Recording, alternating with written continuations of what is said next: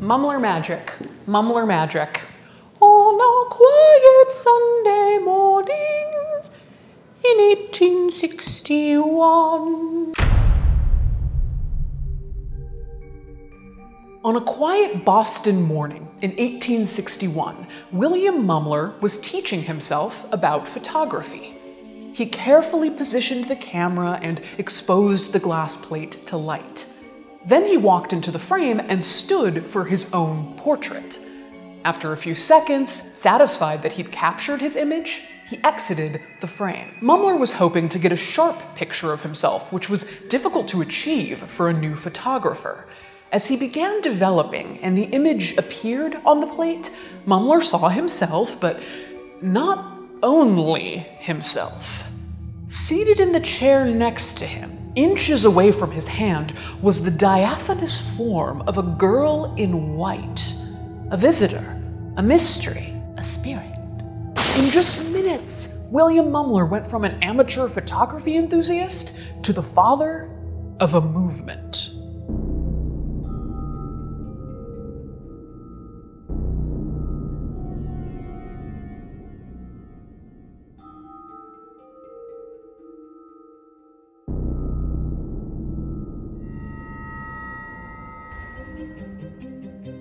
Today, I'm at the Penumbra Foundation in their North Light photo studio, built to the specifications of an actual 1850s photo studio. We're working with photographer Jolene Lupo and her colleague Sam Dole. You may remember Jolene from our Victorian morning photography video. And today, we're recreating spirit photographs. Now, I'll just give you the spoiler up front. Spirit photographs created in the 1800s were fake. That's actually why we're doing this. We know they're fake, but we don't know exactly how photographers created these eerie images. Most of the methods were never revealed, so Jolene is working with period cameras and period techniques to try and discover how they did it. The first photo of the day is what we're calling the Mumler Classic, the quintessential spirit photo that Mumler would become famous for. A translucent spirit appears to be standing next to or behind the sitter, arms draped around the living. In a twist, today, I am my own ghost. Ladies, be your own ghost.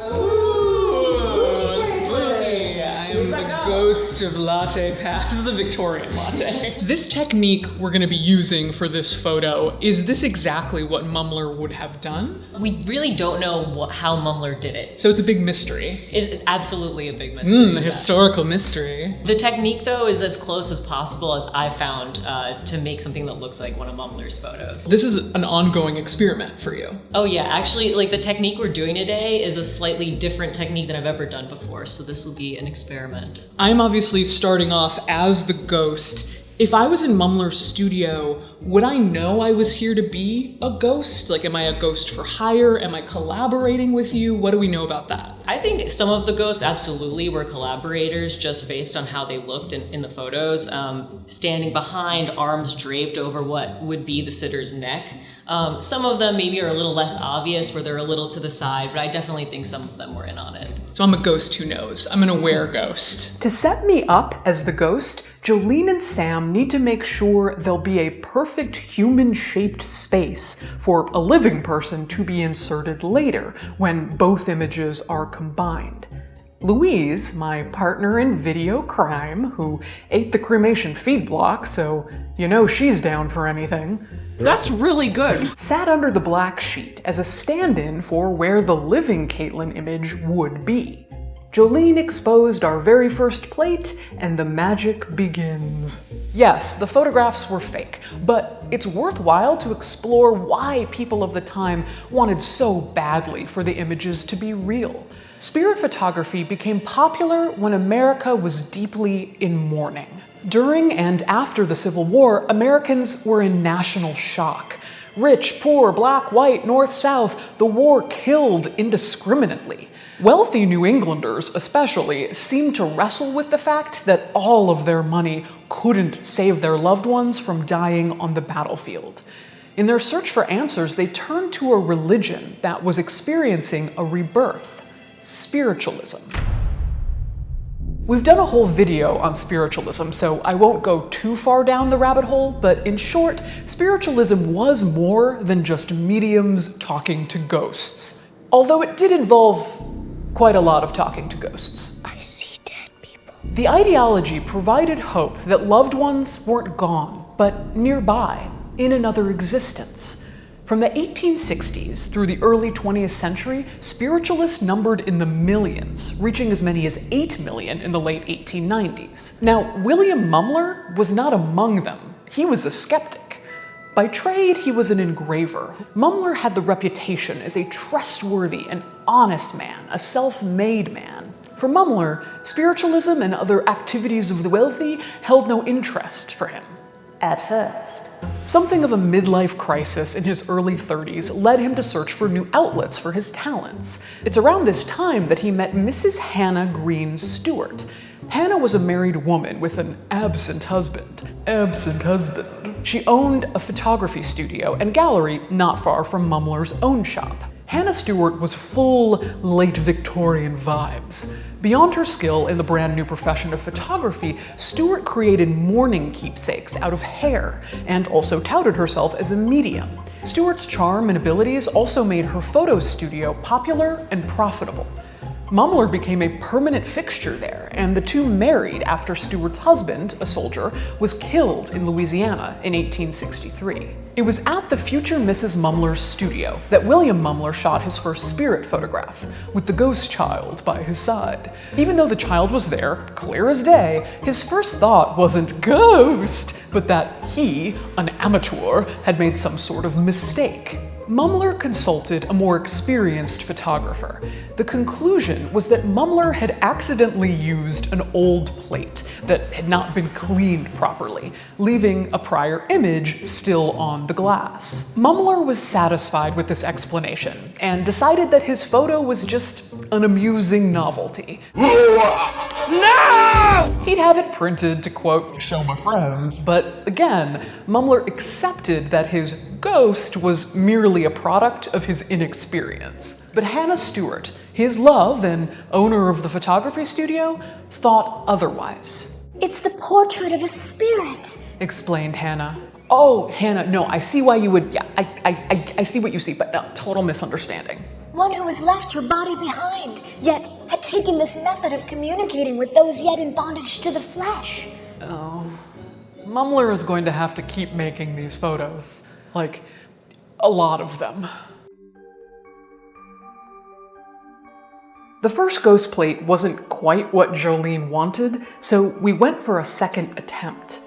This ghost was Jolene approved. That might work, yeah. So it was time for me to quit dying and get to living. I'm now the average Mumler client, a Victorian with a longing for a ghost to appear beside me on film. This is so kinky somehow. This is a neck brace? So this is just going to keep you still during the long exposure, give you something to rest on. The Mumler spirit photography train quickly gathered steam from the original photograph. Seemingly out of nowhere, Dr. H.F. Gardner, a well-known spiritualist, came to visit Mumler. Dr. Gardner was a physician that in 1858 had hosted a disastrous debate at Harvard between skeptics and believers. The Fox sisters, celebrities of spirit communication, had been featured, and their demonstration of spirit rappings and knocks was not well received. Overall, it was an embarrassing event. How did Dr. Gardner even hear of the Mumler spirit photo?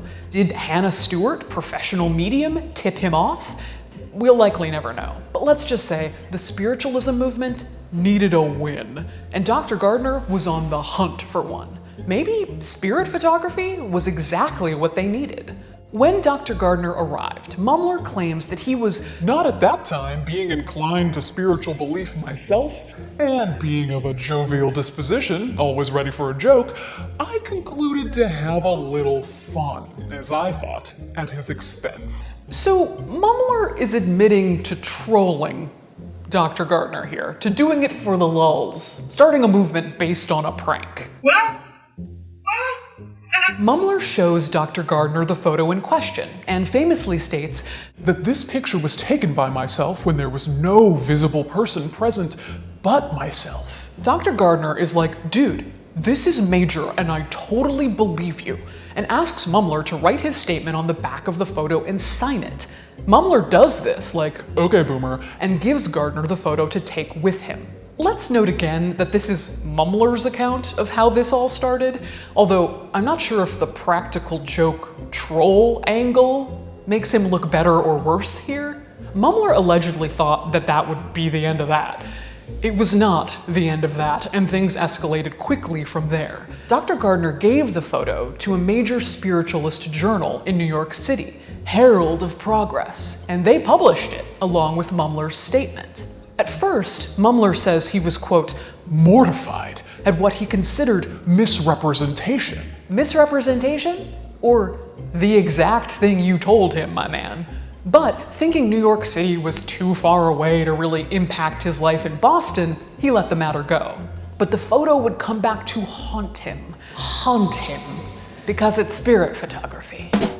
The other major spiritualist journal, the Banner of Light, with circulation in the tens of thousands, picked up the story. This journal had its office only a couple hundred feet from Mumler's business on Washington Street. And they went one further. Banner of Light published the exact address of Hannah Stewart's photography studio, 258 Washington Street. Mumler was like, well, that's not good, and ran over to the studio to come clean about his prank to Hannah. Upon entering the studio, Mumler crossed the threshold from one life to another. Already at the counter, working the crowd as only she could, Hannah Stewart looked up as Mumler entered and announced, Here comes Mr. Mumler. Immediately, everyone congregated in the studio descended upon Mumler. They congratulated him, asked him how he did it, and most of all, asked to sit for him in the hopes of conjuring a spirit. At first, Mumler refused, but after much prodding, he relented and photographed two especially determined men. One man got a spirit photo, and one did not. Mumler always said that he couldn't guarantee a ghost. From there on, Mumler's popularity soared. With living Caitlin now exposed on the glass plate, Jolene headed to the darkroom to combine it with the ghost photo. By combine, we mean lining up the two photos just right and then exposing the combined images to light for a final effect of the spirit behind me. In case this attempt didn't work, I had to sit absolutely motionless in the same spot by myself while everyone else got to go party in the darkroom. I'm gonna go check on. Okay, yeah. Oh, right, because she's still in the chair. Yeah. I mean, Caitlin looks good. The exposure on her looks good. It's the head that I want, obviously. Yeah. You want to see the ghost face, although on that positive and negative, the face is the least apparent. This time was close, but in the spirit of investigation, emphasis on spirit, Jolene decided that we could do a better living Caitlin. A little more light here, a little less light there. Caitlin, make your face more dour, and our efforts paid off. All right, we got it. Oh my gosh, I'm done? Okay. Yeah, I'm really back there. So you really did recreate this photo with all of the techniques that Mumler may have used. That he may have used, yeah. I mean, it's all with original methods done in camera with glass plates. This is something that, yeah, he could have done. This was the classic Mumler. This is the one that he did with hundreds of people. A person sitting, the ghost coming from behind with their hands wrapped around the neck. Classic Mumler. Mumler's work became celebrated by spiritualists and those yearning for a look at a dead loved one. He devoted himself to it full time, earning more than he ever had in the process.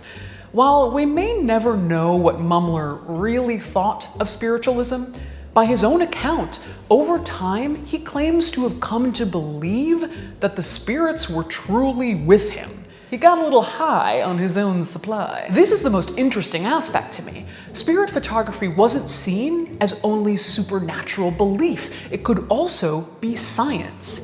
Perhaps these photos were capturing things unseen by the human eye, just like Louis Pasteur did with germ theory. Those who defended the photos argued that they were just like electricity or the telegram. Not all science was visible to the naked eye, and the camera was able to capture what the eye could not.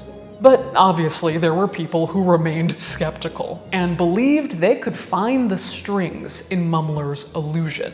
J.W. Black was an experienced and respected Boston photographer who bears the distinction of being the first person to capture an aerial photograph of an American city, with the help of a balloon and an aerialist. Dr. Gardner, the spiritualist, who was not entirely devoid of the fact-checking instinct, had brought Mumler's photo to Black to ask him if he could create it through mechanical contrivance. Essentially, can this be done through non-spiritual means? Black, even with his 20 years experience, could not.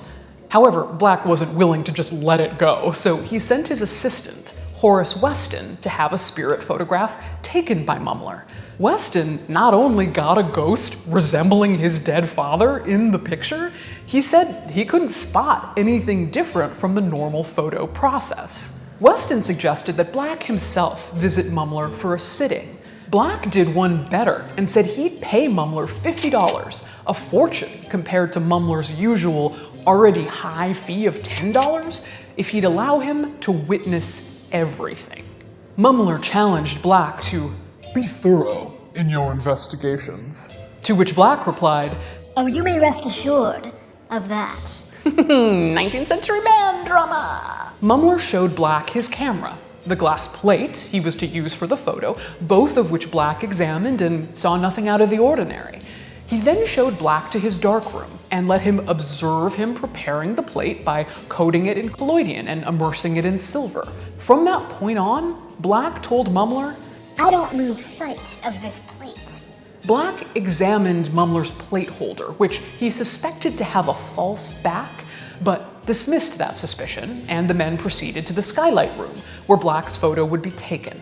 Black kept an eagle eye on Mumler for the entire sitting, and when the plate was ready to be brought to the darkroom, Black carried it there himself. Mumler poured the chemicals on the plate, and as if being conjured, two images appeared in the negative. One of Black, and one of a form previously unseen by Black. My God. Cried Black. Is it possible? Our second photo is the attempt to do another popular Mumler image, what we called the Mumler morning photo.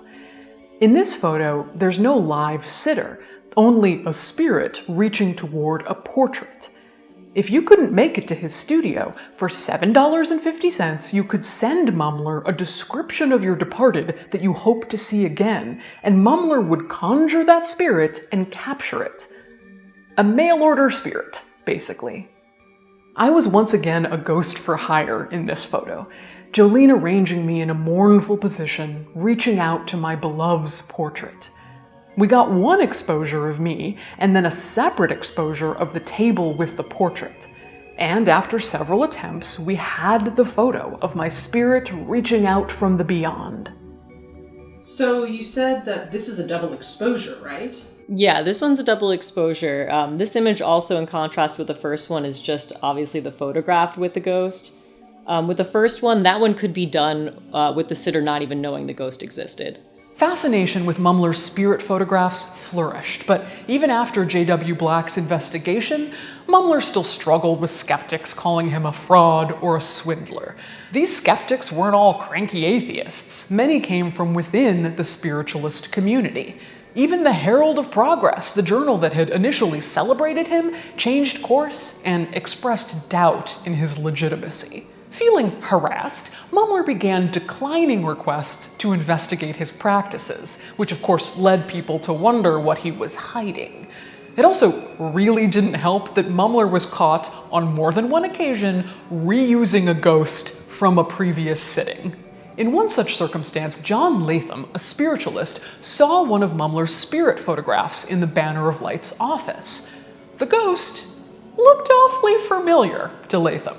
He compared the photo to one that his friend had, and lo and behold, it was the same ghost. Now, maybe the ghost is just the resident ghost, right? Like died in the Mumler building? But upon showing the picture to a third friend, he confirmed that the spirit in the photograph was not a ghost at all, but a living woman who had come to sit at the Mumler studio to have her portrait taken. From there, the fallout was swift. Most of the big dogs in New England spiritualism, including Mumler's original hype man, Dr. Gardner, turned their backs on Mumler. So damning were the doubts that his clientele dwindled to the point that the Mumlers, they had married at this point and Hannah Stewart was now Mrs. Mumler, closed their studio and moved to New York City in 1868, hoping for a fresh start. Mumler did spark the interest of a journalist, Dublin-born Patrick V. Hickey. As a science correspondent for the New York World, Hickey was not just an investigator, but a staunch Catholic. Catholics of the time condemned spiritualism and spirit photography as the devil's work.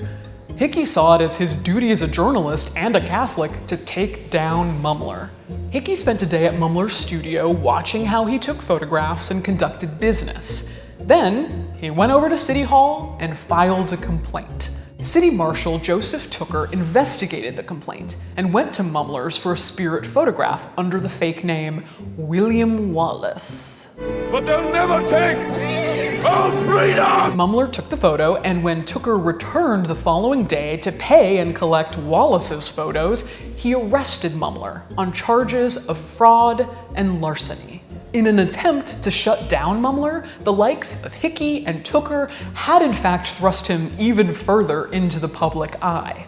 In the spring of 1869, William Mumler was put on trial. The prosecution tasked with answering the question, can it be proved beyond a reasonable doubt that Mumler's spirit photographs are fake? The spirit photography trial was grueling for Mumler, but it proved equally grueling for the prosecution. It should have been an open and shut case. Even P.T. Barnum took the stand against Mumler. The problem was, as we've already explained, no one could pin down his methods with any certainty. The prosecution produced a list created by photography experts of 9 ways that Mumler could have created his photos by technical means and trickery. Mumler's, gotta give him credit, his excellent defense team responded in agreement. They were like, Yeah, you can totally do it those 9 ways. That's just not how Mumler did it. He did it with ghosts, Your Honor. Mumler's lawyer, John Townsend, would say in his closing remarks that the prosecution Sought to hunt down the prisoner and fix on him the brand of cheat and humbug. all because they just didn't get it. Mumler was eventually acquitted, not because the judge thought he was actually taking photographs of spirits, but because the prosecution, quote, failed to prove the case. On one hand, this was great news for William Mumler. After a month in holding at Manhattan's infamous detention center known as the Tombs, he was free to go. But the trial had taken its toll. Despite winning the case, Mumler's reputation was forever damaged. He went back to Boston and resumed taking spirit photographs, but at a much lower profile. For a time, the Mumlers depended more on Hannah Mumler's clairvoyant abilities.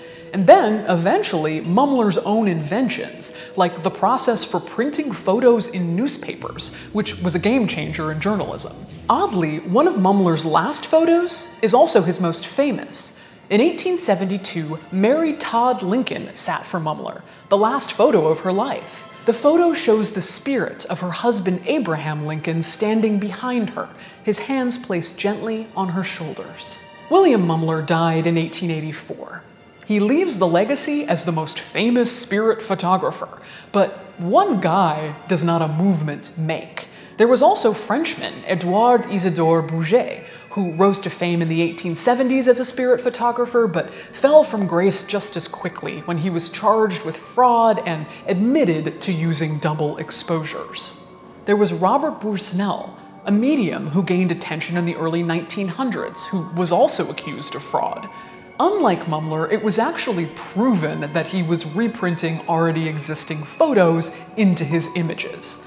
But even with that proof, he still retained the respect of his true believers. Englishman William Hope created some of the most compelling spirit photography in the early 20th century, garnering the admiration of Sir Arthur Conan Doyle and an investigation and subsequent debunking by famed paranormal investigator Harry Price. But some of the most important spirit photographs actually came before William Mumler. The photographs of Sir David Brewster. If he came before Mumler, why was Mumler the spiritualist's darling? Well, unlike Mumler, Sir David Brewster stated plainly and often that his spirit photos were for the purposes of amusement. Brewster was a giant of photographic innovation in the 1850s. He invented the kaleidoscope and the lenses for the stereoscope. In chapter 14 of his 1856 publication, The Stereoscope, Its History, Theory, and Construction, he gives clear instructions on how to create a spirit photo, with emphasis on how it's a fun parlor trick. Writes Brewster, For the purpose of amusement, the photographer may carry us even into the regions of the supernatural. Brewster's method was one of the ones used against Mumler when the prosecution listed it as a way he could have faked a photo. The method was described as a figure clothed in white can be introduced for a moment behind the sitter, and then withdrawn before the sitting is over, leaving a shadowy image on the plate. This is known as Sir David Brewster's ghost. Brewster's famous The Ghost in the Stereoscope illustrates this method perfectly. By this point in a long day, we were all a little loopy, and getting to tackle Sir David Brewster's ghost photo was just pure mayhem for our cabal of early photography nerds. For this photo, Jolene used a totally different camera in order to achieve a stereoscopic, or 3D effect. For the next shot, we're going to be using a stereo camera. Has two lenses that are spaced just a little bit apart, similar to the way our eyes see things. So when you view the images together, you get the illusion of three-dimensionality. Part of setting up this elaborate shot was that photos like this were never meant to trick the viewer. So we had the freedom to be as silly as we wanted to be. In high school, I printed a William Brewster spirit photo off of my mom's printer and put it in a frame and had it in my room, and I thought it was the coolest thing I had ever seen. And now I'm recreating it. I am living my dreams. You too, whatever dream you have, high schoolers, you too can live your dream. While this photo might have had the most elaborate setup, on the technical side, it was the simplest to recreate. Once the skeleton ghost and I were set in the shot just so, Jolene exposed the plate, began the countdown, and after a few seconds, Sam yanked the ghost out of frame. The hardest part was the almost 45 seconds of holding this ridiculous pose. In the end, it was all worth it, because kids, teenage dreams do come true. Creating spirit photography has fallen out of favor. Jolene is one of the few remaining specialists and practitioners. Spiritualism has also fallen out of favor, at least in the mainstream. But there's no shortage of people who prey on the grieving by promising a connection with the beyond. Did Mumler actually prey on the grieving? Did he even do something wrong? There's a strain of argument that says no, that he was responding to a demand, a desperate, grief-addled demand. On our spiritualism video, we had multiple comments saying it's terrible that mediums were defrauding families like this, but they shouldn't be confused with real spirit mediums, like me. Which, no comment on that. I mean, not even a shady no comment. Like, I genuinely don't know. You may be speaking to the dead. I don't defraud anyone, but who am I to say whether or not you're speaking to the dead? I see dead people. The dead certainly don't speak to me, which is very frustrating, because I love the dead. All the time. Hi, guys. Or, despite Mumler's insistence that he saw the light and was actually capturing real spirits, do we see him as a con man who only saw the spirits when he saw the money coming in? I can't stand the idea that anyone grieving was truly deceived and conned, but I also can't stand the idea of these photos not existing. I find them gorgeous works of art from the magical, liminal space of early photography, when science and the supernatural were one and the same. And I'm pleased as punch that I had the opportunity to be in some of them. No deception involved. Special thanks to Jeffrey Berliner and the staff of the Penumbra Foundation. They're an amazing educational resource where you can learn how to take historical photos and preserve the history and heritage of photography.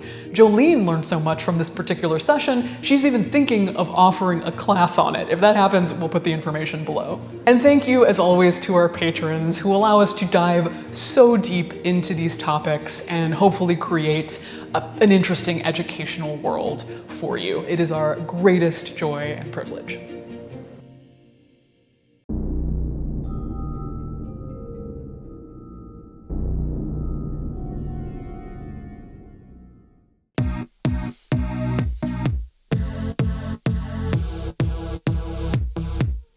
Party in the darkroom. Mr. Mumler. It's a party in the darkroom.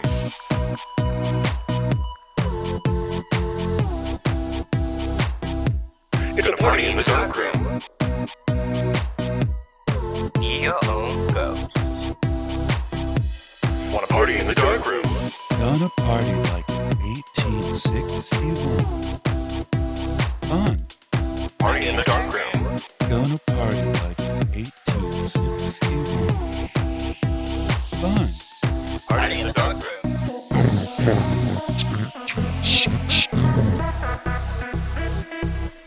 Party in the darkroom. Gonna party like it's 1861. Ladies, So much fun. We're gonna party like it's 1861. Fun. party in the darkroom. Gonna party like it's 1861. Fun. Party in the darkroom. Fun. Fun. Party in the darkroom. Gonna party like it's 1861. Fun. Be your own ghost. Gonna party like it's 1861. Ladies, Fun. Party in the darkroom. Gonna party like it's 1861. ladies, Fun. Party in the darkroom. Gonna party like it's 1861. be your own ghost. Fun. Be your own Ladies, be your own ghost. It's a Party in the darkroom. Oh my god, girl, you're so spooky. Be your own ghost.